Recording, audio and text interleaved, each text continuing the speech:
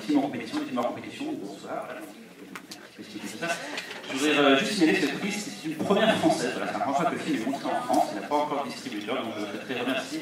Parce que c'est Opus Pictures qui a permis cette projection sur Fleur. Je voudrais dédicacer aussi cette projection à Grégory Morin, qui avait vu le film au GIF et qui m'avait dit: tu verras, c'est génial, en plus il y a un cochon. J'ai vu le film, effectivement, c'est génial, il y a un cochon.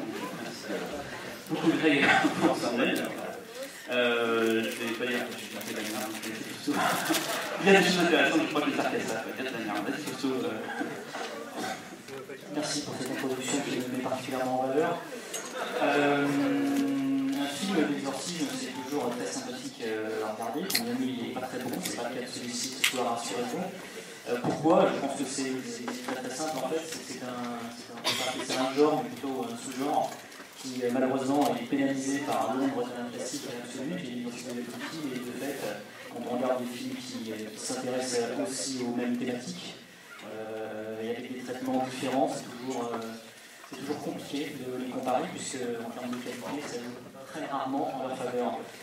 Là, en l'occurrence, c'est un premier long métrage très osé, qui s'avérait de la concrétisation d'un court métrage. En fait, je pense, si vous êtes un petit peu cinéphile, vous avez eu la chance de voir cette anthologie dans les salles françaises, que vous êtes familier en fait avec le travail de Jean Guéhilou, puisque on avait déjà pu remarquer l'un de ces courts-métrages, qui est en fait une espèce de version courte de The Beast, dans une anthologie qui s'appelle Claustrophobia.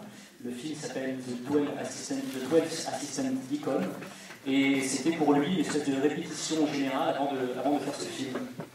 Qu'est-ce qu'on peut ajouter sur ce long métrage? C'est bien évidemment parler de son casting. L'acteur principal, ils sont deux, c'est une espèce de petit mouli horrifique, mais le plus connu des deux, qui s'appelle Kim Min-sok. Vous avez pu le voir chez Naonji, notamment dans The Chaser et dans The Murderer. Dans The Chaser, c'était lui qui faisait le macron sympa, et dans The Murderer, c'était lui qui faisait le méchant boss criminel. Donc il y a un casting qui est plutôt costaud dans le film. Comme d'habitude, avec les productions coréennes, une production qui est extrêmement élevée, une interprétation très intense. Bref, c'est du cinéma populaire comme on en fait quasiment nulle part ailleurs, parce qu'aujourd'hui c'est très compliqué de trouver du cinéma pop, si je puis dire, d'aussi grande qualité. C'est compliqué de trouver ça aux États-Unis, même au Japon, qui aujourd'hui a clairement baissé en termes de qualité cinématographique. Donc heureusement que la Corée résiste. Elle résiste d'ailleurs très bien au box-office local à chaque fois, puisque ce sont des films coréens qui trottent sur les premières places, faisant la ligue ainsi aux productions Marvel, et c'est tant mieux. Voilà. Je vous souhaite une bonne projection et je vous dis à tout à l'heure pour la une. Merci.